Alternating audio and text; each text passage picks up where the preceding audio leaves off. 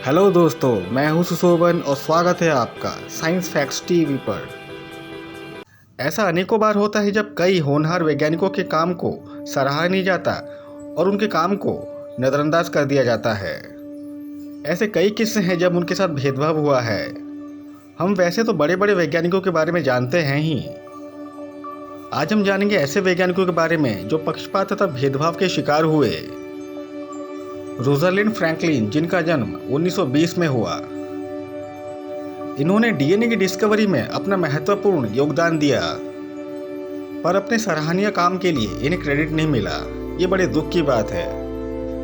Franklin एक chemist के साथ साथ एक्सरे क्रिस्टलोग्राफर भी थी। शुरुआत में उन्होंने लंदन के किंग्स कॉलेज ज्वाइन किया, जहां पे उन्होंने डीएनए के स्ट्रक्चर पे शोध करना शुरू किया था।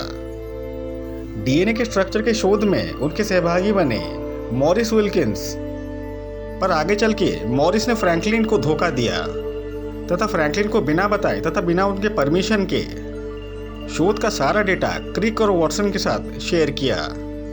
वैसे तो ये बात पूरी तरह से प्रमाणित नहीं हो पाया है, पर जब 1953 में क्रिक और वॉटसन ने अपना काम पब्लिश किया, जिसमें था डीएनए के डबल हेलिक्स स्ट्रक्चर का डिस्कवरी, पर दुख की बात यह है कि फ्रैंकलिन को अपनी कंट्रीब्यूशन का कोई भी क्रेडिट नहीं दिया गया और उनके काम को पूरी तरह से नज़रअंदाज कर दिया गया।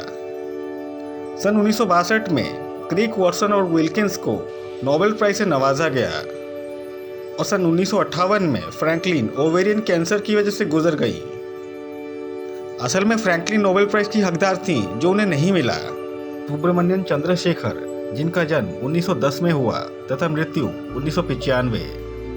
उन्होंने विज्ञान को बहुत कुछ दिया और बाद में उनके द्वारा किए गए शोध साबित भी हुए, जिसे हम चंद्रशेखर लिमिट भी कहते हैं। शुरुआत में उन्हें उनके काम का क्रेडिट नहीं दिया गया था, पर अल्टीमेटली नोबेल प्राइज देकर उनके काम को सराहा गया।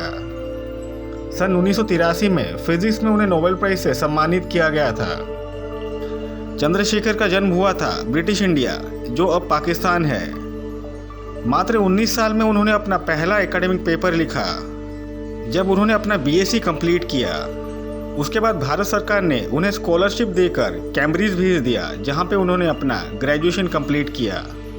मात्र 20 साल की उम्र में उन्होंने एक ऐसे आइडिया का इजाद किया जिसे हम चंद्रशेखर लिमिट कहते हैं। चंद्रशेखर लिमिट ये कहता है कि एक तारे का मास जब एक सर्टेन लिमिट तक रहता है और उसके ख़त्म होने के बाद बनता है एक व्हाइट ड्वार्फ, और जब मास चंद्रशेखर लिमिट के ऊपर रहता है तब एक तारा आइदर न्यूट्रॉन स्टार बनता है या फिर ब्लैक होल।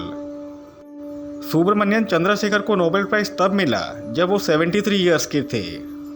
अजीब बात है कि उन्हें इसके लिए काफ़ी सालों का वेट करना पड़ा। आइडा नोडाक, जिनका जन्म 1896 में हुआ था और मृत्यु 1978, अपने शोध के दौरान न्यूक्लियर फ्यूजन के आइडिया को प्रूव करने के मामले में उन्हें बहुत फ्रस्ट्रेशन का सामना करना पड़ा।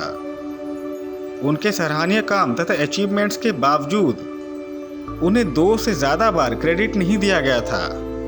उन्होंने खोज करी थी रेनियम, जिसका एटॉमिक नंबर है 75। अपने हस्बैंड वॉल्टर नोडाक के साथ उन्होंने इस एलिमेंट का एक्सट्रैक्शन किया था। इसके अलावा उन्होंने एक और एलिमेंट का प्रेडिक्शन किया था, जिसे मसूरियम कहते हैं, और इसका एटॉमिक नंबर है 43। उन्होंने ये सजेस्ट किया था अगर यूरेनियम को न्यूट्रॉन से बॉम्बार्ड किया जाए तो बनेगा स्मॉलर न्यूक्लियाई, और यहाँ से शुरू होता है न्यूक्लियर फ्यूजन रिएक्शन। खेद की बात है कि आइडा को अपने कंट्रीब्यूशन का कोई क्रेडिट नहीं मिला। चार्ल्स बेस्ट 1899 से 1978, जेम्स कॉलिप 1892 से 1965 और निकोलाई पोलेस्क्यू 1869 से 1931। कई बार ऐसा होता है कि अपना इम्पोर्टेंट कंट्रीब्यूशन होने के बाद भी औरतों को क्रेडिट नहीं दिया जाता है।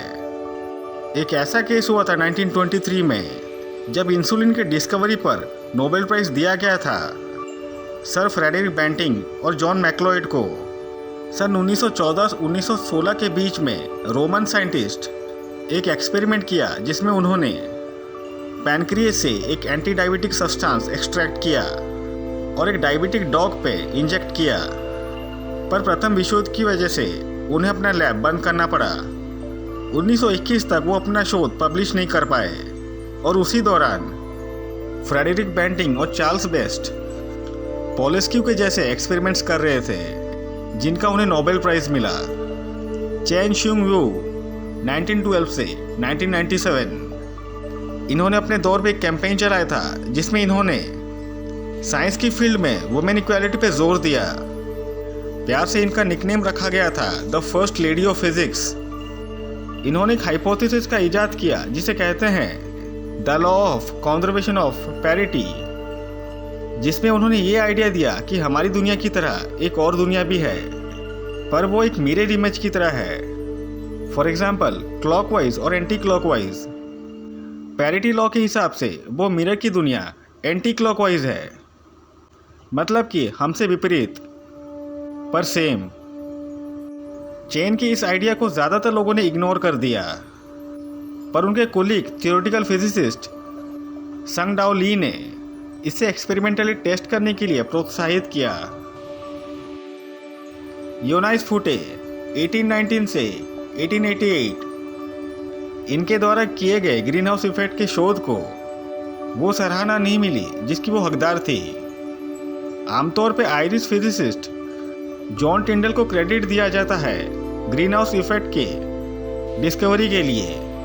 उनके पब्लिकेशन के 3 साल पहले ही यूनिका फोटे ने American association for the advancement of science के एक एनुअल मीटिंग में अपना एक पेपर प्रेजेंट किया था जिसमें उन्होंने कि कैसे ग्रीन हाउस इफेक्ट पृथ्वी के वातावरण को गर्म रखता है। पर दुख की बात है कि एक औरत होने के कारण उन्हें अपना खुद का पेपर पढ़ने नहीं दिया गया। बाद में उनका पेपर पढ़ा था प्रोफेसर जोसेफ हेनरी ने।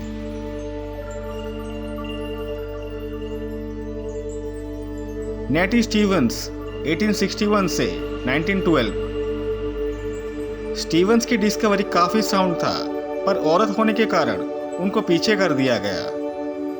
उन्होंने ह्यूमन हिस्ट्री का सबसे बड़ा मिस्ट्री सॉल्व किया, और वो है ये पता लगाना कि प्रेगनेंसी के बाद लड़का होगा या लड़की। ये कैसे पता लगाएं? उन्होंने 1905 में मीलवर्म बीटल्स पे स्टडी करना शुरू किया। उन्होंने बाद में ये खोज निकाला कि फर्टिलाइजेशन के बाद जेंडर क्या होगा, उसका रिस्पॉन्सिबल है fertilising sperm. I hope you like this video.